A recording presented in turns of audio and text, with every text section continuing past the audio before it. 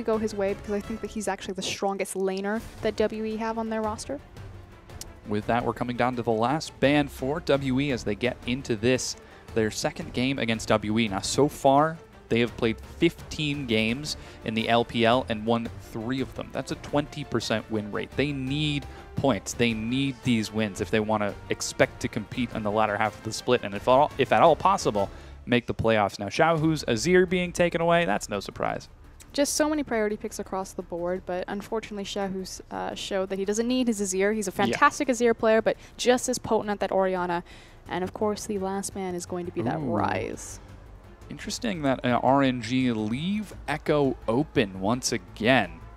Could be trying to put WE in a bad situation by saying, look, Echo's open, but so is Sejuani, so is Gragas. To be frank, I don't think that Echo was as big of a turning point for that game. I think it was mostly on the back of the Orianna and the Hecarim. That said, that's what their comp was really based around. We'll see if possibly WE have a little bit more impact or high impact with this champion, and it is insta-locked. Oh, man. The bait, line, and sinker from RNG. They say, you know what? Echo's open, guys. You might be able to take a look at this flashy new champion, but so is Hecarim and Sivir. And this pretty much underlines exactly what I was saying. I feel like that game was really decided on the back of Hecarim. Yep. And Hecarim, Sivir, the synergy is obvious there. Go fast, run fast, more damage. Yeah. And Let Me played fantastic on that champion. Of course, it is a different top laner. It is going to be Skye this time around. Now, the thing about Skye is he had a bit of a suspect champion pool last split. Some issues finding what was really working for him. See if Hecarim maybe changes. Yeah, we'll definitely keep a track on Skye this time as Wushin on the more standard Sivir. Now WE look like they're going to put Spirit back on Fizz once again, or that could be Xie taking Fizz in the mid. There's a lot of flex available between those two champions, but Conan taking Nautilus away from Lei. No surprise there. Nautilus picked up on second rotation since Alistar's banned. The question will be how Lei is going to answer that. It's actually a decent and big Janna player. Ooh. Not that I think that Janna into Nautilus is a good matchup, but I would love to see it, but it looks like it's going to be Thresh. Yeah, so far it looks like RNG are running down the tier list. What's OP right now? Well, Hecarim, Sivir, Thresh, Gragas. We call them power picks, sir. Oh, yes, well. Yeah, I'm curious to see what Xiaohu's going to be taking in the mid once again, as it seems like RNG want him on a very high damage carry once again, saving that last pick. And yeah, there's the Gragas and Thresh for RNG. WE looking to respond with some damage of their own. They still need Mystic. They could go for either a Luca, Spirit, or Xie with some of those flex picks. And oh boy, if that's going to be an Ahri locked in, oh, that's interesting. Xie falls back on old comfort picks, picks up his Ahri. It is his signature champion alongside his LeBlanc play, but the thing about it is he hasn't found a lot of success on it recently, and it kind of speaks to his diminishing, or not, I shouldn't say diminishing, but high impact champion pool as far as the meta is concerned. Not that Xie couldn't play Azir, couldn't play Cassiopeia, and obviously both of them are banned in this instance, but it feels like he will always go to Ahri versus one of the stronger meta pickups. Yeah, and on the other side, Xiaohu opts in for Lulu, and that's going to round out the team comps for 2 of our teams. So far, it looks like Spirit is going to be taking Echo in the jungle, that we might see a last-second swap. And I'm pretty excited for this. There's a lot of damage for WE. I'm curious to see if Spirit is going to echo MLXG's build and go for a full tank sort of style, or if he's going to go for something a little bit different, maybe go for some damage. There was a facial expression. We'll see if he finds the same success or if RNG are going to play consistently how they did last time and just deep ward on Spirit, deny any of his ganks. That said, Echo does have great reach and gank potential with his E. But here we go. We've got the lineups. It's Luca this time versus Skye in the top lane as Fizz is taking on Hecarim. Yeah, and in the jungle, you're going to be seeing Spirit and MLXG once again. MLXG the primary shot caller and Spirit the same, as he also is the primary shot caller for his team. Who's going to be getting the bigger plays? And in the mid, Xie versus Xiaohu on Ahri and Lulu. And Xiaohu taking kind of the counter pick there. I'm not going to call it a hard counter, but definitely a soft counter. So hard to assassinate that wild growth potential. Yeah, Wushin opting for the Sivir, and that's going to be Mystic on Lucian. And lastly, Conan and Lei on those tanky utility supports. A lot of pick in there as well. Let's talk a little bit about the team comps, because I'm excited. As we're loading into the Rift, what are WE's goals with this sort of team comp? Triple AP. Well, they do have a lot of pick potential as well as pick potential and you know, pick potential. I wonder what they could be going for. Yeah, we're loading into the Rift right now.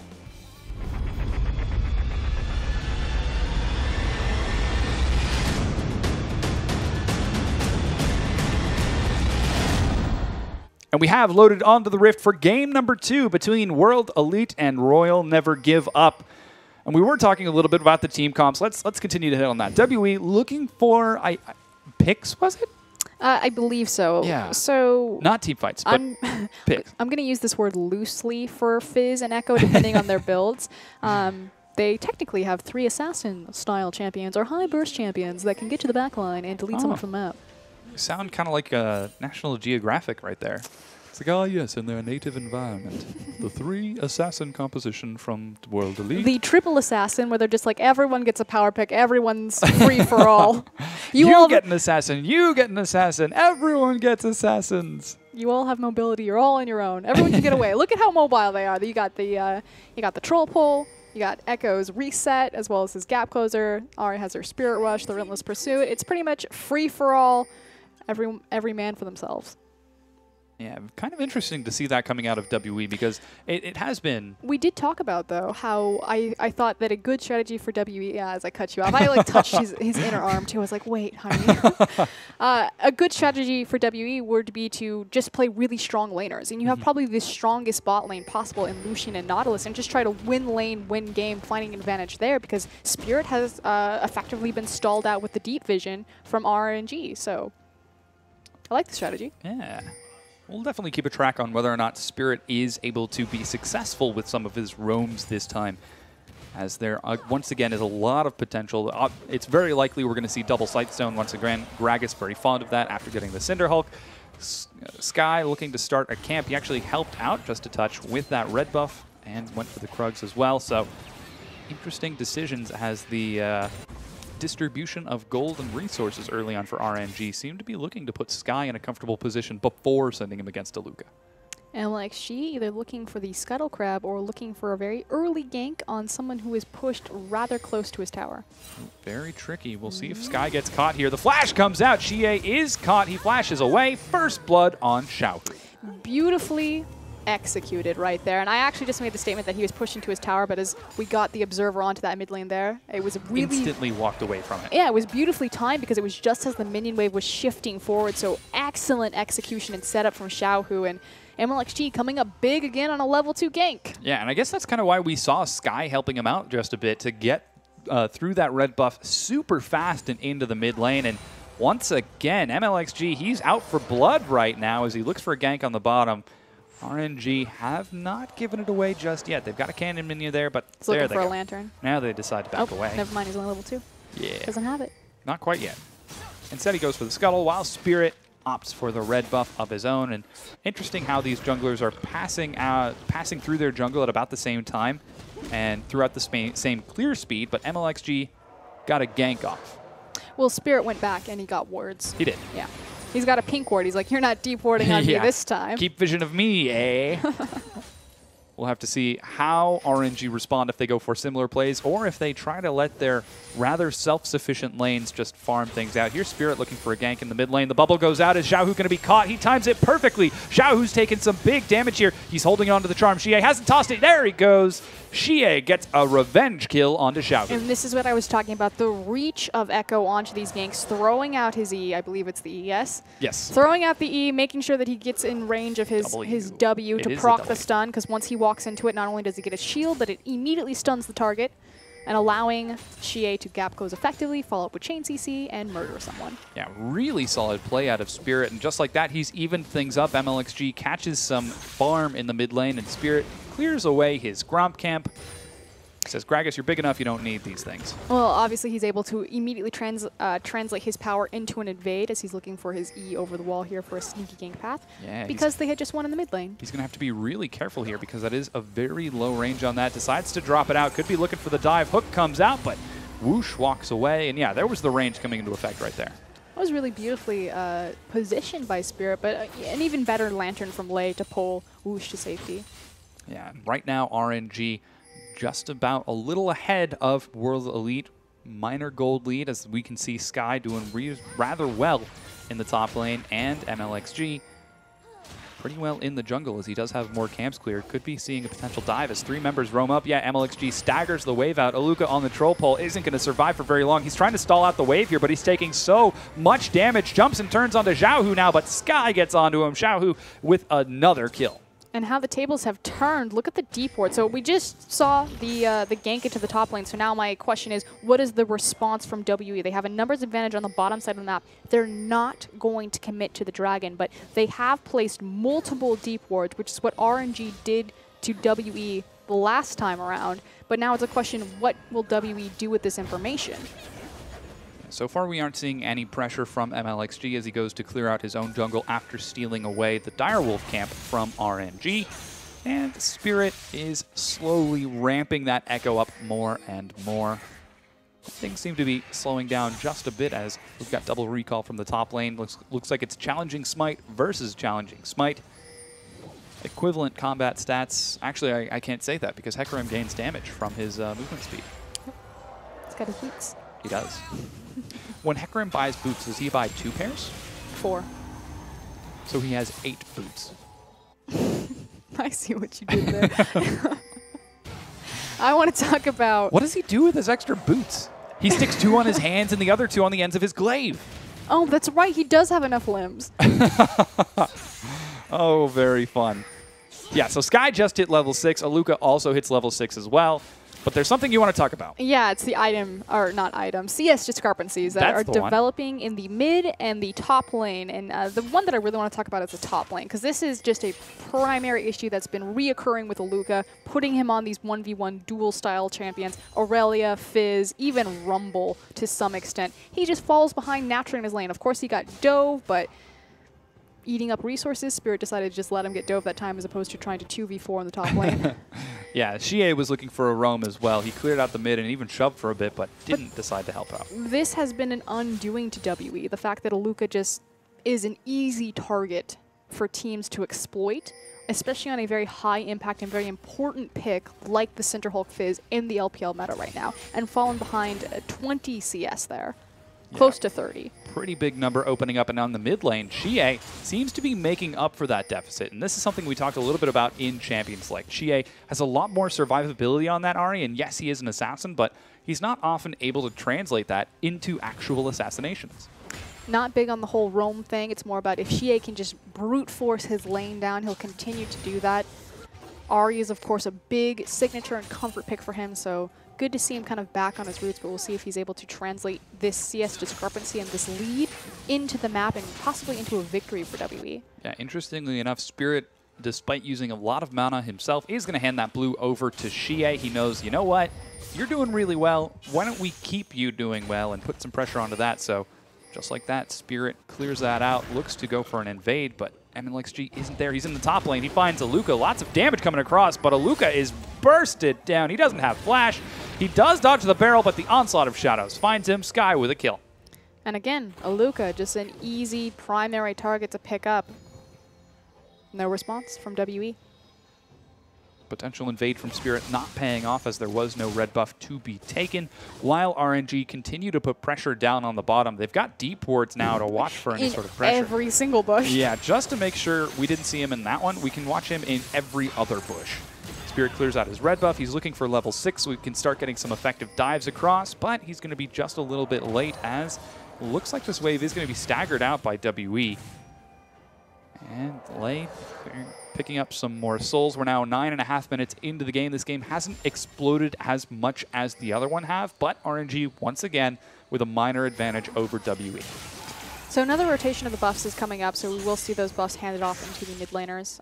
Should be happening right about now for Xiaohu. The thing is now that Xiaohu has rotated over to the blue buff, WE should see, because they had vision when Lulu left the lane, and know where MLXG is giving this buff over. I expect that MLXG will rotate and to try to make something happen to the bottom lane, just because with so many wards positioned around the Dragon Pit, RNG want to make the most out of the gold that they've expended. So one of the wards just died over in the bottom WE red jungle, but you effectively have, you know, 4 or 5 wards down there. That's a sizable chunk of gold. And if you don't do anything, if you don't pick up a dragon, if you don't pick up a kill off of any of that vision, you're putting yourself at a vision deficit almost. We haven't seen anything taken from RNG just yet. Now, Dragon is available. There are wards in front of the pit for WE. Scuttlecrab has just respawned, and we can see Lei with the respawn opting for a Sightstone first. And it's 3 Sightstones, Spirit, Conan, and Lei looking for a lot of vision. Here's Xie actually looking for a roam, but he might walk right on top of a ward.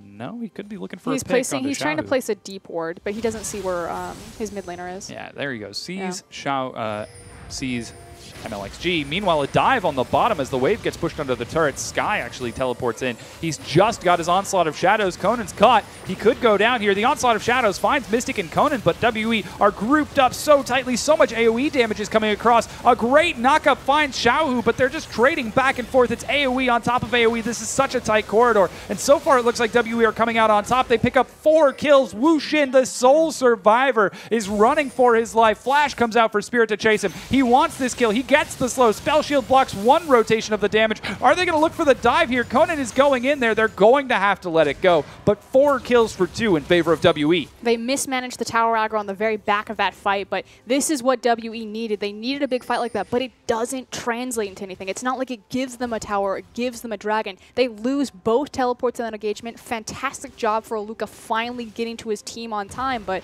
it doesn't open up into a larger gap. And if we think about the differences between the 2 sets already, so yeah, this is very promising. WE just technically won a team fight, but when RNG won team fights last game, it exploded into dragons, towers, barons, and so much more for them.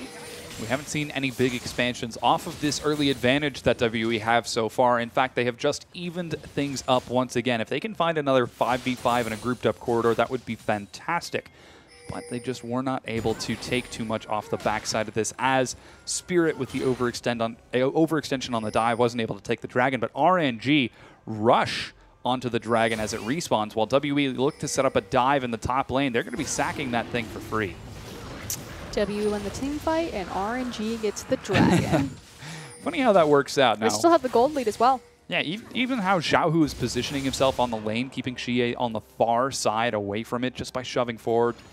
And RNG, once again, looking for those atypical deep wards. Not really answered too much by WE as they're looking to put pressure onto Sky, but they aren't able to take too much to answer for it. I'm still going to criticize RNG here when, again, they have this habit of completely lighting up every single bush on this bottom side of the map, especially as they then answer and take the tower, knowing that they can do that, be that far forward, because they don't see anyone in that jungle with every single ward. But it's so important that, again, when you expend that much gold to ward that many areas, it has to translate into something. You need to get a tower because you know that you're safe to push. You need to get a pick because you see someone on the wards, and you need to take a dragon because you know that the jungler's not on that side of the map.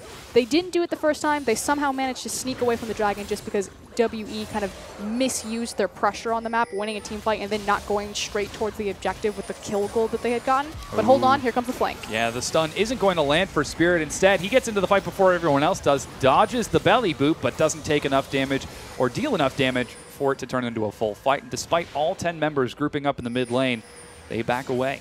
A lot of key ultimates used right there. The On the Hunt. Yep, the On the Hunt and the box. So it's pretty big for their engage. Yeah. Did you call it the belly boop? The belly boop. The body slam. The belly bop? Belly bop, belly boop. Didn't hit. MLXG does still have the explosive cask, and Sky has his Onslaught of Shadows. So they could look for a temporary re-engage, but WE decide to back away. Big difference is that both top laners don't have teleport available, however, and Hecarim is much more mobile, as well as, wow, that CS difference. Yeah, that's a pretty big number for Hecarim. He's up 43 CS right now. 42, and now back up to 43. Aluka is going to catch some of this farm, but he is up on levels, he's up in CS, he's up in overall gold. Yeah, he's up by 1,000 gold from that CS. That's pretty scary. Up, up, up. Elsewhere, it's even for everyone else. So right now, the big advantage for RNG is on Sky in that top lane. He's accounting single-handedly for their 1,000 gold ahead of WE. Well, and the turret. But that's interesting. Without that turret, though, that means WE are ahead in the bot and mid lane. You do have a CS discrepancy as well into that mid lane, like you said, the 127 to 90 of Lulu. Obviously, Xie a very big point, and he's actually looking for a roam right now. So we asked ourselves, was Xie going to be able to translate his advantage that he got into the mid lane into the rest of the map? And even though he's not finding a successful gank here, just the mere fact that Ahri has walked out of vision of Xiaohu immediately prompts Wushin to back off the tower in case Ahri looks for a flank. Yeah, Mystic only attacked that turret once, and the minion wave was the one that did all of the damage. Not enough clear from Wushin, as like you mentioned, they didn't want to chance the fact that Xie might roam. Xie is doing reasonably well. He opted for the Fiendish Codex and now has a needlessly large rod. He's got CDR, he's got damage.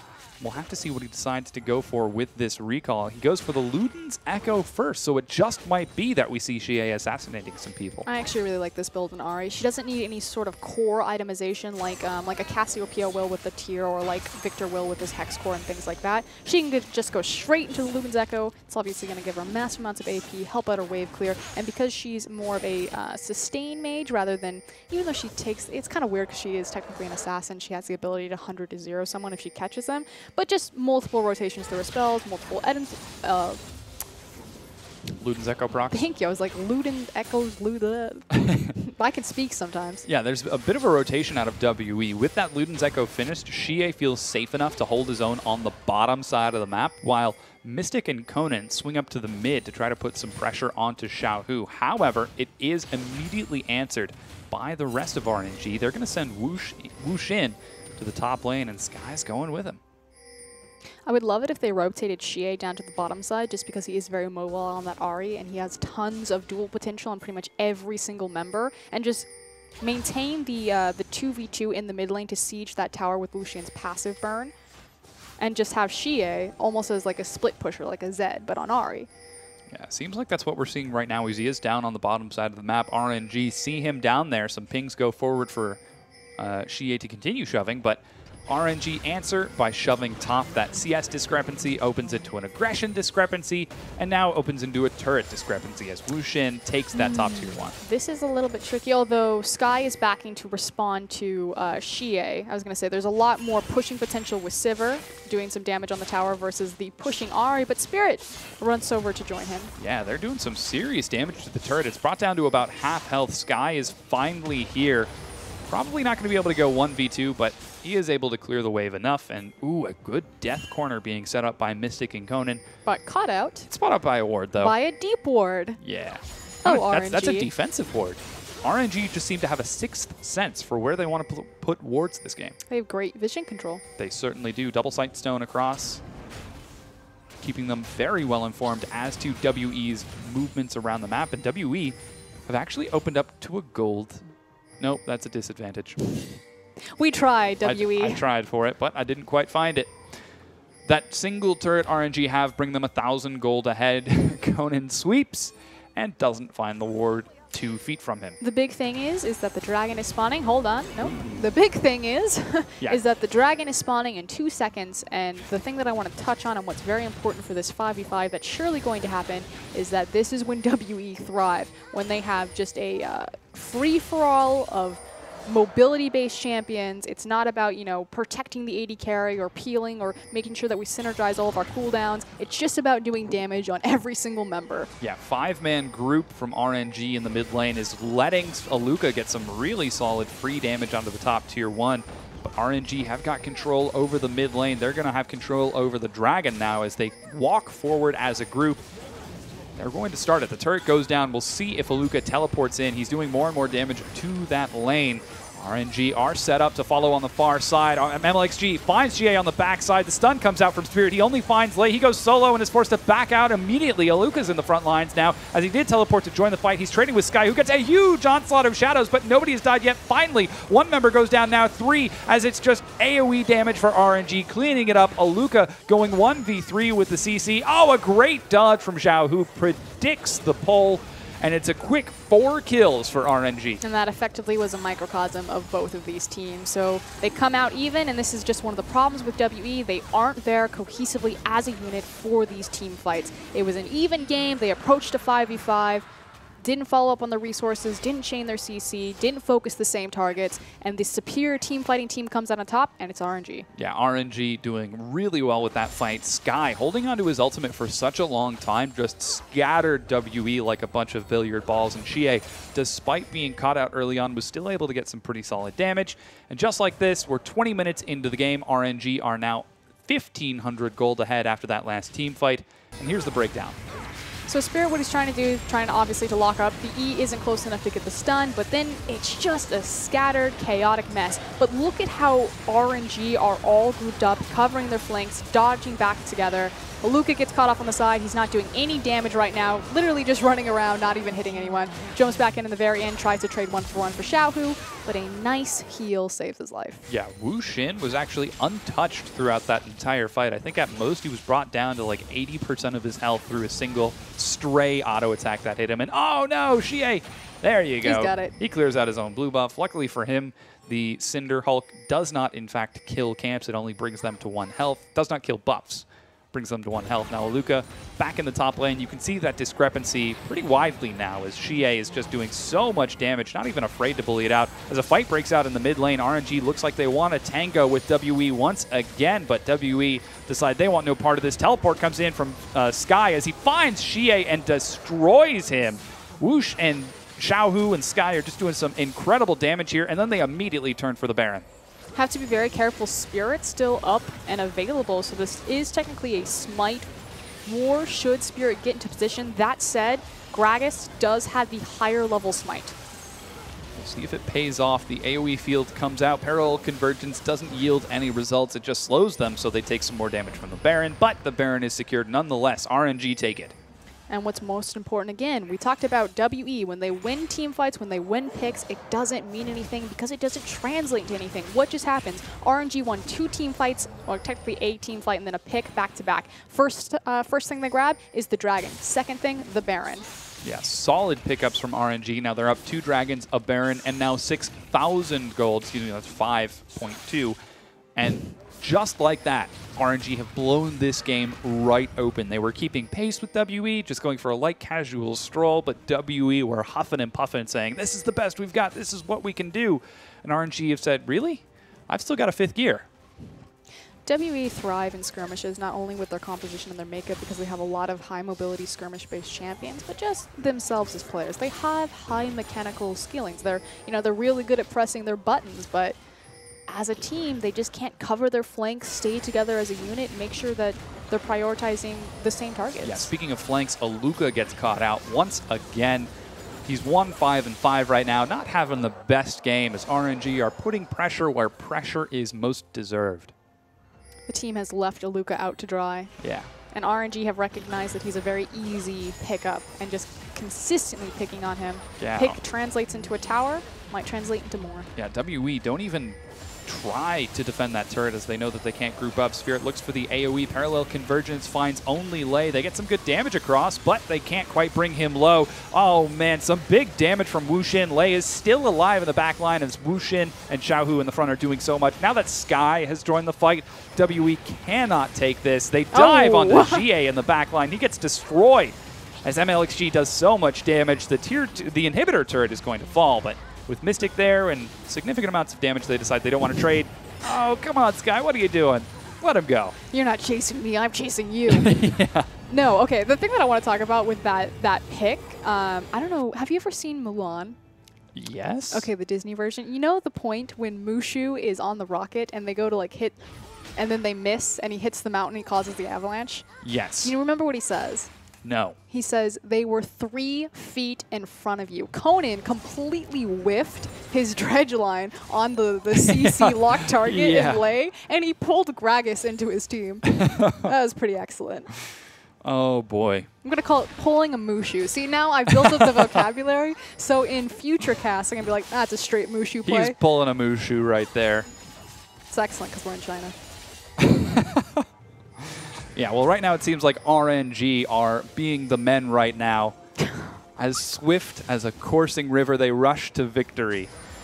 And WE are fighting for survival as best they can, but now they're going to lose their last Tier 2 turret in the bottom lane. Be a man. Man. You're not allowed to. You can't sing it. You can't do that. With all the strength of a great typhoon. Oh boy. Okay, I'm done. Yeah. Okay, so they got the they opened up the inhibitor in the top lane. They are wildly ahead. That is a 10k gold deficit between these two teams. Now looking at this mid-tier tower, and unfortunately WE, I don't think they have a lot of answers to hold this one. Yeah. Although they don't have a minion wave, so. They don't. But RNG are still so far ahead, and RNG are so far ahead. WE are trying to figure this out, but to them it's as mysterious as... No. Oh boy. The dark side of the moon. No, you can't. Oh, jeez. We set it up, and then you gotta let it go. Just let it go. Hey, another Disney reference. As this fight is no longer frozen, they're diving under the tier 2. RNG are tanking the turret. They don't even care about the damage. And right now, the tier 2 turret falls. No one has yet died from WE. There it is. The picks from Xiaohu gets yet another kill. They're just so far ahead. They technically split their damage. They had half their team fighting all of WE, and the other half were like on the tower. And they still ended up winning the fight and getting a kill, taking the tower. Yeah, RNG are feeling so strong about this one. They are now going to turn onto the Dragon. This is number 3 for them. We're 26 minutes into the game, and everything is going RNG's way. Looks like, yeah, they secure that third Dragon. It's now an 11,000 gold lead as they creep closer and closer to victory. It's now a question of WE. We said that this was going to be a very important week for them. They faced 3 matches. They had a chance at 9 points, because obviously if you 2-0, you get 3 points. If you split 1-1, you get 1 point. And unfortunately... Oh. RNG just let him take that turret. Fortunately, they got the tower. Unfortunately, yeah. They have not gotten the game, unless a miracle happens. Yeah, repeatedly. That was about 5 times. Consolation prize for WE as they get that turret, and... yeah, unfortunately, Spirit wasn't able to find the pick onto Xiaohu. It does turn into a turn as RNG turn it onto WE's head. They dive into the back line. Mystic goes low.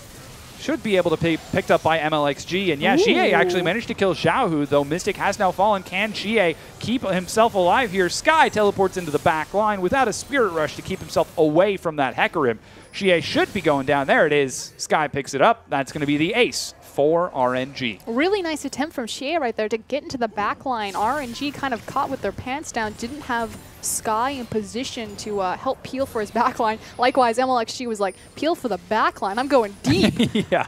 That said, unfortunately, the gold lead speaks for itself. They're able to overcompensate for this. Yeah, this is going to be the... he hit it that time. Inhibitor turret going down. Yeah, I don't think he wanted to have hit it that time as he's pulled in 1v3. Yes, those are the 3 tanks, but they're so far ahead just in raw stats that Conan is going to go down regardless. Now that the minion wave has caught up, Sky bounces the aggro, takes down the inhibitor turret. That's now 2 naked inhibitors for WE. Lei sets up the Thunderdome. He drops the box. And then Sky and MLXG clear the sides. He's like, no, this is a support battle. Yes, well, seems like it was picked up by MLXG. They're now up 11 kills. They haven't broken the inhibitor line, though. They have not. Hope is still alive. It is indeed in the form of those inhibitors. Now, Baron's actually up in 20 seconds, and RNG have got some untimely recalls. Wushin gets a wave building bottom, while Mystic shoves up in the mid lane. Ping's now going down to the Baron pit. Looks like RNG are aware that this could be a possibility, but they're not going to take any chances. They're all on their way. They are taking complete vision control. We'll see if they can perhaps set up a pick here. Obviously, Ahri has high pick potential, and even though they are so far behind, she has her Luden, she has her Morellos, so she's still going to be doing some decent damage. But let's kind of talk about where things really went wrong for WE and how they found themselves in the situation. Because we said, you know, their win condition is Spirit's performance, and Spirit actually had a great performance with Echo, trying to make things happen for his team. But I feel like, unfortunately, WE were even until they came into the mid game, looked for a 5v5 at the Dragon, and just fell apart to the synergy of RNG. And I say that kind of, I guess I can say it a little bit better just because this is formally the original King lineup with Gamtee's mid laner effectively replacing Assassin. Oh, WE shove up in the mid lane as they look for some pressure, but RNG grouped up looking to get some big damage across. It looks like this is going to be a team fight. Spirit gets a good stun on delay, but there's just no follow-up. Sky now joins the fight, and WE are scattered like a bunch of billiard balls. Once again, Mystic is dived by those stickers on the back line. Spirit gets out of the fight, but he goes right into Sky. Now Xie is forced to run away. That is another kill for Wushin as he does end up taking down Aluka. Spirit going one-on-one with Xiaohu. Doesn't land the stun as he misplaces it on the wall. Chilling Smite goes down. He makes it over. Xiaohu lands the Glitter Lance, but Spirit's going to be able to possibly make it out of this one. Run, Spirit, run! Yeah, he's running as fast as he can, but the rest of his base is being torn to shreds in the meanwhile. One inhibitor goes down. The second one sure to follow. And the story of this game was the story of that team fight. I mean, you were probably focused on the primary action of everything exploding on your screen, but Aluka on his Fizz stood for 5 seconds of that team fight, not doing anything. He was waiting for Wushin to come into targetable distance, and unfortunately wasn't assisting with his teams. He immediately jumped on Sivir as soon as he saw her. Sivir turned around and punched him in the face. Yeah, and just like that, it's now 25-9 in favor of RNG. The Baron, second Baron, is secured by RNG. Empowered Recall gets them all out before WE can respond, and with those inhibitors down, WE are securely on the defensive. It's now about RNG flooding the base, making sure that they apply their Baron on as many lanes as possible. Possibly look for the easy objective in that last pick of the bottom inhibitor, but I mean, really, they could just walk this one down the mid lane. Yeah, and that seems like that's exactly what they're doing. Wushin and Sky dashing forward, escorting the minion wave. And nope, they decide they want to go for that last inhibitor turret as well. It really speaks to the fact that they're 20k gold up and they've needed 2 Barons to close out this game. To kind of the respect that they're giving to WE, or even the uncertainty and the testing of the late game macro shot calling. And I say late game even though it's only 31 minutes, but this game got spiraled again, 31 minutes, 2 Barons. Yeah, RNG doing a very good job. As we mentioned before, that their weaknesses have been their late game macro shot calling.